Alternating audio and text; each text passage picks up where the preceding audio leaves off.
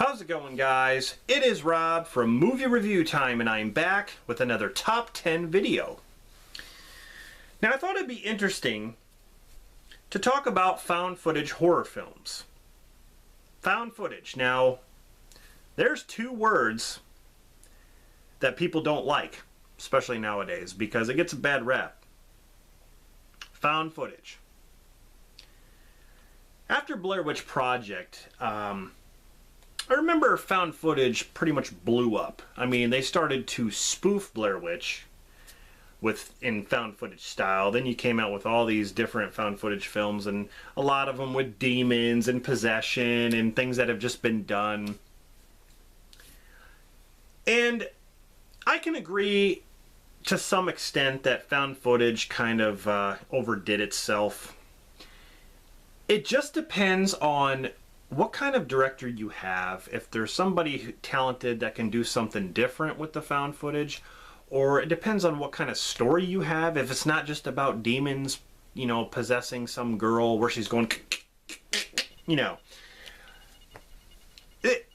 It just depends on what you have to work with. And I give every movie a chance, like I always say. So I went through my collection and I picked out my favorite top 10 found footage horror films. Just my opinions. So that's what we're going to do today, is list my top 10 favorite found footage horror films. And if you want to do a response to this video, please do. No one ever talks about it. You know, no one ever talks about found footage stuff. So we're going to go from 10 to 1. We're going to start with number 10 here, The Visit. Now, a lot of people will say that this is a step back when it comes to Shyamalan's films. I disagree. I think this was a step forward. I don't mind this film at all. I think this film's fine. A lot of people hated the ending. I was fine with the ending. It made sense to me. I thought it was, you know, kind of creepy in some parts with the grandmother, you know, running around naked, scratching the walls and stuff at night. I didn't really care for the wannabe rapper kid, the boy who thought he could rap. Other than that, I thought it was a decent found footage flick. I enjoyed it. It's not as good as like some of Shyamalan's other films, like Signs or Unbreakable or anything like that, but I do think this is better than The Village and Last Airbender, or Last Fartbender, and After Earth, and you know, Lady in the Water. So I don't know if that's really saying much, but I don't have a problem with this movie. I thought it was pretty good. So that's number 10. Number 9 is a film that really surprised me, Unfriended, which is basically a bunch of people, you know, in a chat, you know, on their computers and stuff, talking to each other, and there's this unseen figure who enters the chat and starts messing with the people and makes them do things and starts to kill them off one by one. This one was it was a very creative kind of movie, and I don't think it's the first of its kind. I think there was a movie called The Den or something like that. I've never seen it. I think that was first, maybe. But I thought this movie was very creative. I don't know. I enjoyed it. Dark Web is another video all in itself. Number 8 is Grave Encounters. I think this one was good. It, you know, it kind of pokes fun at ghost adventures and ghost hunters kind of thing. You know, where they go into a psychiatric hospital and start to record and for a television show, and things start to go wrong. They start seeing things. Yeah, I thought it was, for, you know, a low budget kind of independent horror film, I thought it was done, you know, really well. So, Grave Encounters. Number 7 is a film that not many people have heard of, and it's from the producer of The Terminator and Aliens, and I definitely recommend this film. And it's called Welcome to the Jungle. Now, this is a 2007 found footage horror film where it kind of pays homage to Cannibal Holocaust. There's a lot of things, if you're a fan of Cannibal Holocaust and you watch this movie, you will see a lot of references. You will be like, oh, that's from Cannibal Holocaust. They do that a lot in this film, but this is a very intense movie. I really enjoyed it. It's basically about, Michael Rockefeller back in 1961. He disappeared on a expedition in New Guinea, and so you fast forward to like present day, and these people have heard that there's been sightings of Michael Rockefeller in the Amazon or in New Guinea, and then so they go out to try to see if they can find answers, and they run into this cannibal tribe and stuff. So, and it's, I don't know, I really enjoy this one. It's a very rare film to find. So that's number 7.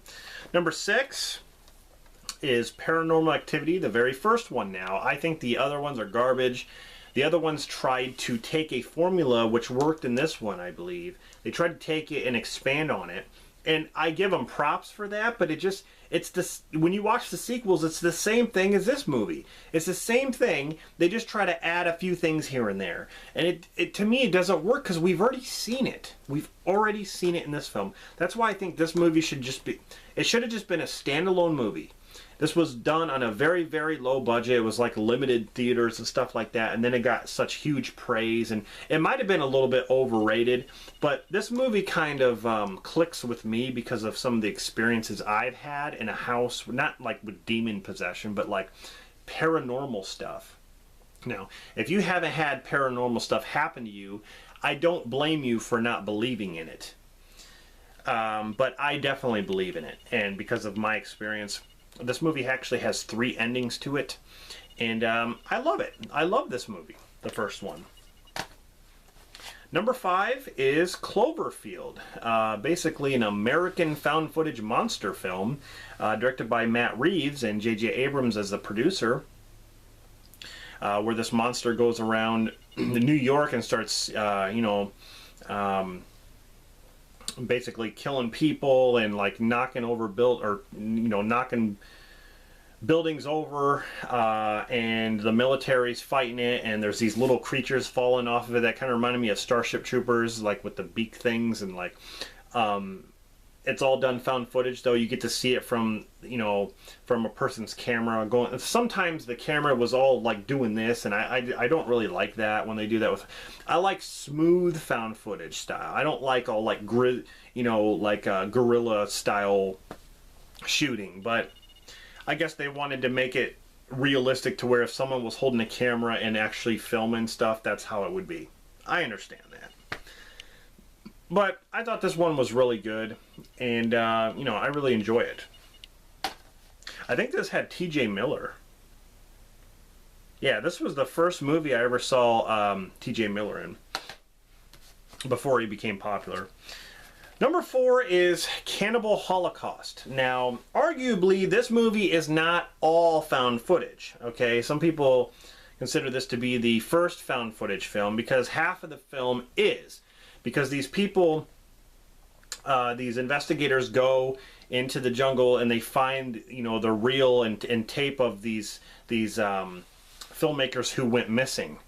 And when they come back and they review the footage, they find out what happened to them. So then it cuts to when they watch the footage, then the movie starts to where you're actually seeing these filmmakers and, making like a documentary and stuff. They're around this tribe, and they're kind of mean to this tribe, and then this tribe gets their revenge on them and does, grisly stuff to them. Of course, this is a very bloody movie, very grisly,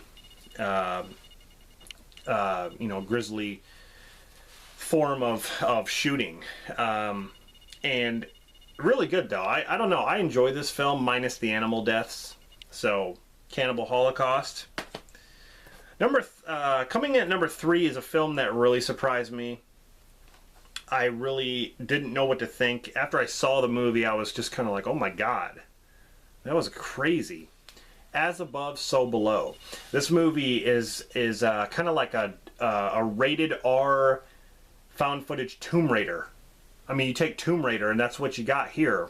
Looking for this this stone. and they, what's it called, the Philosopher's Stone or something like that.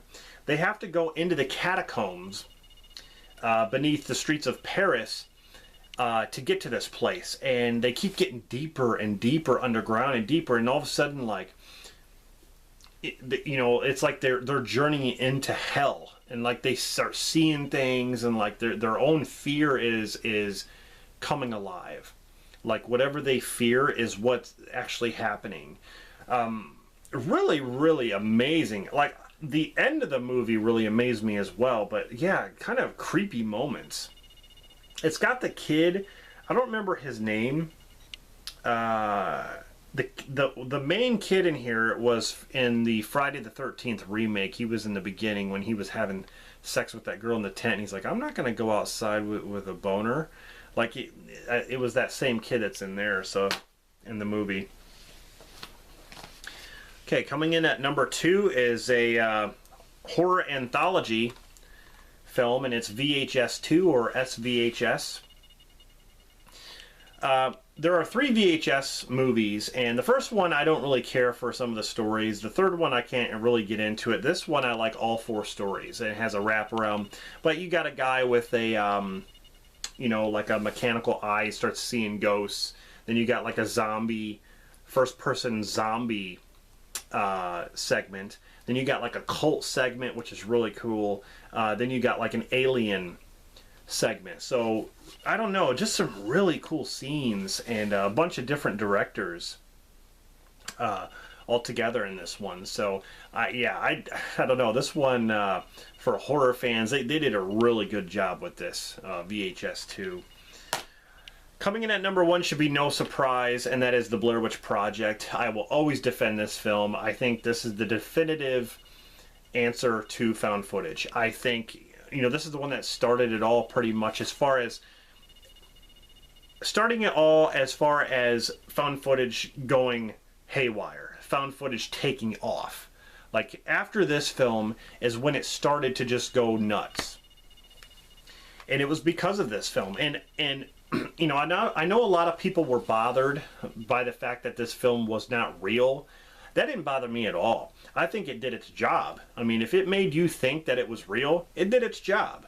And the fact that it wasn't, yeah, it didn't really bother me. It was a well put together film. I mean, what the actors had to go through, they weren't told anything. They just went out there, and and the crew was messing with them, making noises, and their reactions. Heather Donahue and Michael Williams and Joshua Leonard's, their reactions are real reactions to what's going on. And so I thought that was very, very clever. And, when they act in this movie, they're acting like themselves, like they would act, like they're cursing and they're laughing and they're emotional, arguing and stuff like that. That's exactly what you would do if you were lost out in the middle of the woods. You would go nuts. You wouldn't get along. So, and the fact that they didn't show the witch was an amazing idea, because then here you have Blair Witch, where they show the witch. Stupid. This film will always be one of my favorite horror films, and it's my favorite found footage film, hands down. So anyway, there you go. That is my top 10 favorite found footage horror films. If you want to do a response to this, please do, or down in the comments, that's fine. I just thought, no one ever talks about found footage. It usually scares people off. To me, it doesn't bother me. If you can do it right, I mean, you have stupid ones like The Devil Inside and, what's that one called? Devil's Due or something like that. There's just, some of them go overboard with the demon possession stuff, and that's just been done to death. They just need to stop that stuff. But I know there's the Wreck films. I believe I've only seen the first Wreck, but I don't have any of the Wreck films. I thought they were okay. Like I'm not like jumping for joy over those movies, but I actually have to see them again. But as of right now, this is where my list stands. So yeah. Thank you very much for watching this, and subscribe for more content. Stay tuned for more top 10 videos and more list videos, because I have a lot of those coming, and movie reviews. So yeah, This is Rob signing off, and I'll see you guys next time.